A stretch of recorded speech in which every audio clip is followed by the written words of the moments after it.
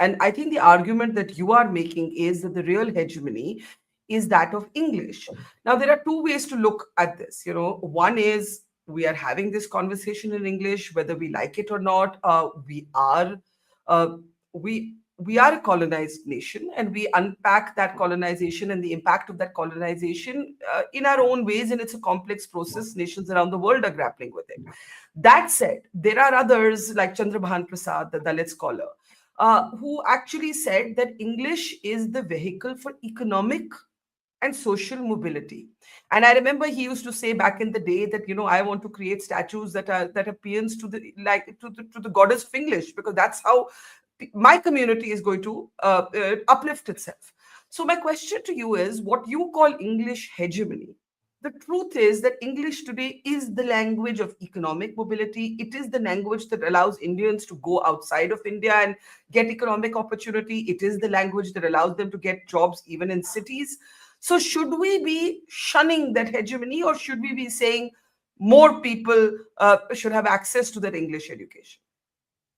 Barkha, the advantage of being on your show is that we can have a slightly nuanced conversation. The point is not about shunning English. That would be a ridiculous thing. I mean, if you look at the back, I mean, you would find a lot of English books here. Yes, yes. I'm speaking to you in English, although I must underline the fact that I learned English alphabets in class 6. Really? And have done, yeah. Did you study in a Hindi medium school before that? Not before that, even after that. I learned English alphabets in class 6 in a Hindi medium school, where Hindi was taught in a Punjabi medium. So, we Indians are multilingual. We can handle that. In fact, I did my BA also in Hindi medium. So, but that's a different thing altogether.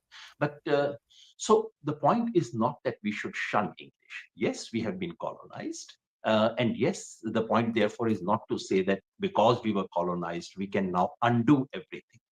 There are things that are worth undoing. There are things that are not worth undoing. English gives us certain advantages. English happens to be a language that today gives us a window to global things. If we were colonized by the Portuguese all over the country, then we may not have that kind of a window. We have a window. It would be silly to give up that window. Number two, because English offers a certain kind of elite opportunities, some of which we have not created. Half of the opportunities that are attributed to English have been created by us, which we can undo. But many we cannot undo. So, yes, in order to take equal advantage of that opportunity, I would want English to be taught to every single child of India. What I do not want, certainly, is that some people study English and some, in the name of socialism, are denied English and then taught something which cannot give them job. Give it to everyone. What I have argued against are 2 or 3 things. Number one, English being the medium of instruction for a vast majority of Indians who do not speak English at home. Even today, English is the mother tongue of less than 1% people of this country. 99% people being taught through English medium is a pedagogic barbarity, nothing short of that. In Britain, people now want to learn Mandarin because they now realize that Mandarin is a language of opportunity. But you wouldn't find any British professor saying that we should teach English kids mathematics and geography in Mandarin medium. That's one thing I have opposed. And second, I have always maintained that the hegemony of English has very seriously led to loss of creativity in this country. And therefore, we need, so while we use English, we should not allow English to use us. It is important to retain creativity. And number three, we are a multilingual country, and that's a great boon. I've already spoken about advantages of being colonized by the English, but one of the most biggest disadvantage was that we happened to be colonized by one country which was linguistically most deficient in the world. That island, I mean, they didn't know how to, I mean, no European is so deficient as the English were. So that's a curse. We are a multilingual country, and retaining that multilingual cultural heritage is adding strength to our civilization. And I think I said that once on your show. I would like to repeat it, that those who think that we can become modern only on the basis of English are fools. They do not understand modernity. Indian Hmm. modernity requires us to build on our, just like European modernity was built on the foundations of European civilization.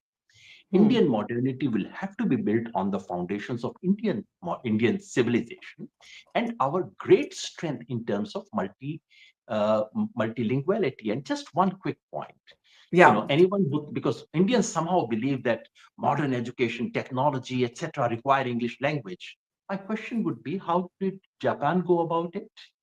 What did Korea do? Until recently, what did China do? I mean, if you look at Japan, Japan is an example of building modernity without using, they had access to European languages. They translated enormous bit of European literature. They are not, no Japanese is unfamiliar with what is happening in Europe or in the rest Hmm. of the world.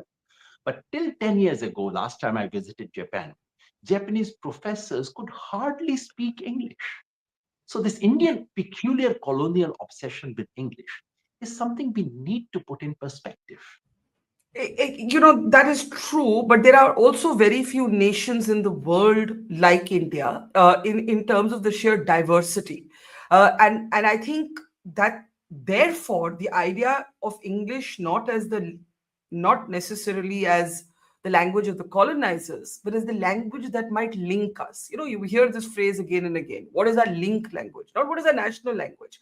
What is a link language? Now, I think what I'm hearing you say is that given the class bias in access to good education, given the fact that in absolute numbers, such few Indians actually have access to English, till that remains the case, English cannot be considered a link language in this country. Uh, Barkha, did this country live with a linked language for the last 3,000 years? Does the whole of Europe live with one linked language? We are as large as the whole of Europe in terms of population and probably more diverse than the whole of Europe put together. So I'm not sure we need a linked language for everything. This country has lived with multilinguality. People on this side of Maharashtra have known a bit of Kannada, and on that side of Karnataka have Hmm. known Marathi. The Hmm. same holds true of Odia and Bengal if you go to Midnapur. And the same holds for Hindi speaking states, Marathi, and all kinds of things. So we've lived with multilinguality. Yes, we occasionally need linked languages for different Hmm. purposes at different levels. Hmm. Somebody just brought out a data saying 90, how many, I'm sorry, I forget the percentage, probably about 80% Indians never move out of their district in their life. Hmm. We live in that country. And we are teaching them something which, in case they want to go to Germany, it should help us. Yes, teach them that, but in case they want to. So all these things were very carefully deliberated upon. Unfortunately, our level of thinking has declined in the last 50, 70 years on this question. Radhakrishnan Committee goes Hmm. into considerable details of that 1948-49. Kothari Commission goes into this. And the latest is 2005 report given by one of the finest, some of the finest linguists of this country have thought about this country. In 2005, they have come out with a report, position paper for NCRT on these questions. And everyone has basically suggests the following. At the primary stage, please start with the mother tongue. And mother tongue doesn't mean Hindi. It can mean Bhojpuri, it would mean Bundelkhandi, Chhattisgarhi, Bagri, Marwadi, whatever. As Hmm. close to the child's home language as possible. Introduce other languages initially, but don't make that medium.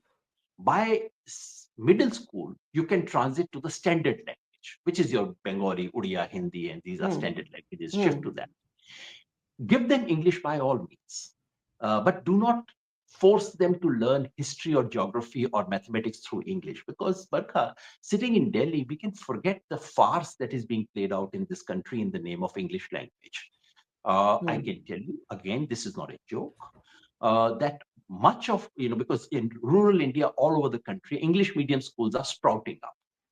Obviously, the parents don't know any English. The child, therefore, does not begin with any English.